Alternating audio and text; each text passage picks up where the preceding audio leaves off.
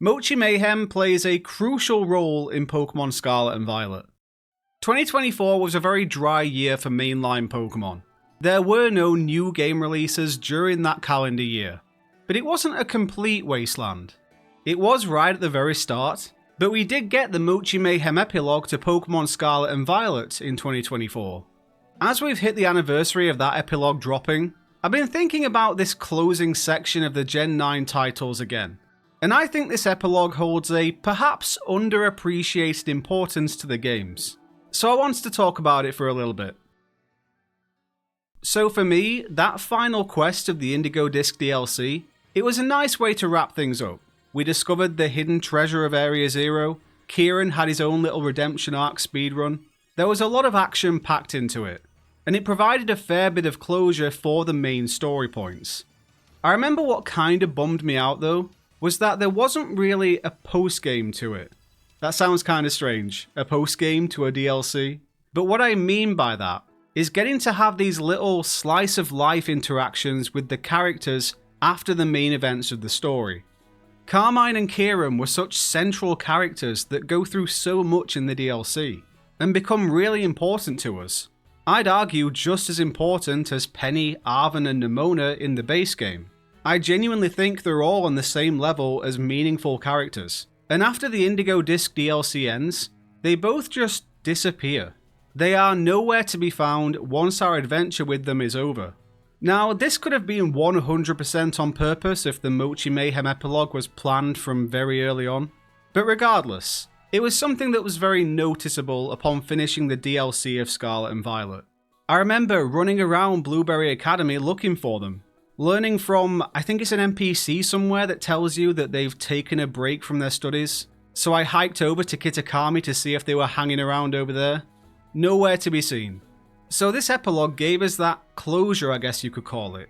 And it really helped to contextualize their characters a bit more outside of the main conflicts of the DLC's story.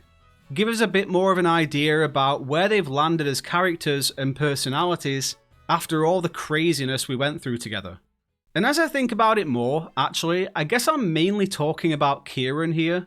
I mean, Carmine does spend 90% of the epilogue entranced by the Mochi, but her character remains pretty stable throughout the DLC anyway, in my view. It's Kieran who goes through the whole chaotic tangle of an arc. I actually made a whole video talking about Kieran's character arc, you should definitely go and watch that after we've finished here.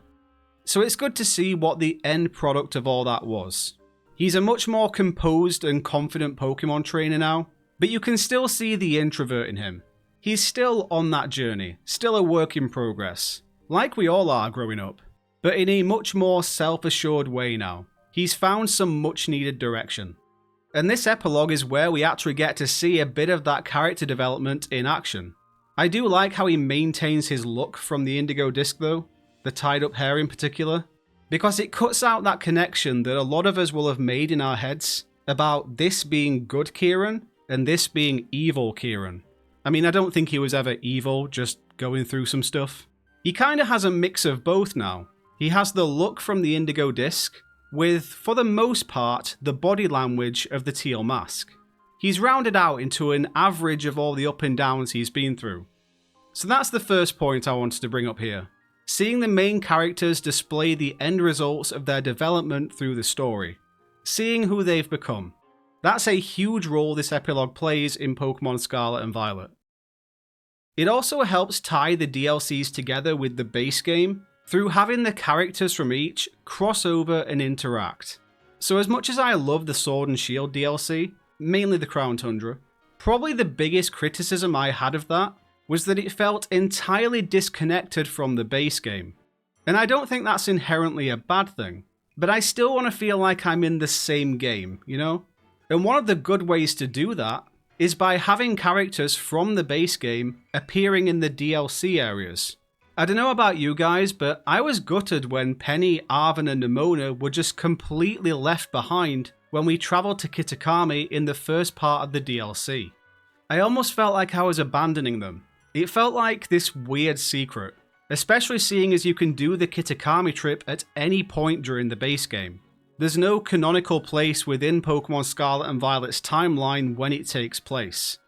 So having our original gang all travel to Kitakami together for this epilogue made me very happy. It bridged the base game to the DLC. The interactions the base gang have with the DLC characters are great too, especially Kieran being completely overloaded by Nemona's supernatural thirst for Pokemon battling.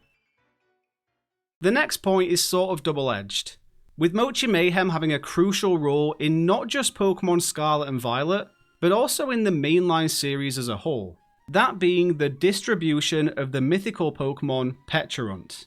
I am hoping that this epilogue sets a new precedent for mythical Pokemon to be woven into the game's story from now on, instead of just being a mystery gift distribution much later down the line. I really do think that mythical Pokemon serve just as important of a purpose as the box legendaries, and as such should be an important part of the story. I understand that they're mythical, and that's a term that means something greater than legendary, and there's an argument there for having them be this almost unobtainable beast that you need to be in the right place, right time for. But they're part of the world, and I think Mochi Mayhem was a perfect way to do it, because catching that mythical Pokemon is literally the last action of the game, or the last action of the narrative anyway. It really does close out the experience in a way that actually feels complete. Unless there's another mythical Pokemon out there. People do keep pointing to this gorilla-like Pokemon in the Scarlet Violet book. Whether that's supposed to be a Pokemon itself, or just a placeholder to drum up the intrigue around Area Zero, that remains to be revealed. Or not. Actually, when you think about it, the Paldea region has no mythical Pokemon right now. Pecharunt is a Kitakami mythical. Okay, there's a discussion for the comments. Maybe there is still a mythical to come. The epilogue was an unexpected bonus for Pokemon Scarlet and Violet. It wasn't a long piece of content, but its importance to the game as a whole, I feel is kind of understated. I do hope that a sort of definitive patch is released for Pokemon Scarlet and Violet that puts the mythical Pechaberry in the game by default for anyone playing later down the road. Because otherwise, this epilogue is going to end up eventually being locked off in the future. For now, we're good though. The mystery gift has no expiry date, so it's just however long the Nintendo Switch's servers stay up, which I reckon we've got a good while yet. What did you guys think of the Mochi Mayhem epilogue? Do you think it's setting a new trend of how mythical Pokemon are going to be made available to us? Can you see more epilogues in mainline Pokemon games coming in the future? Did you enjoy getting to see the new interactions between all the different characters that were part of our journey at some point?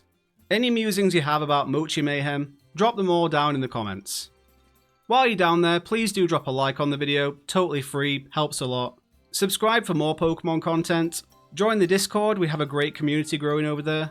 Thanks for watching, take it easy, and I'll catch you all in the next one.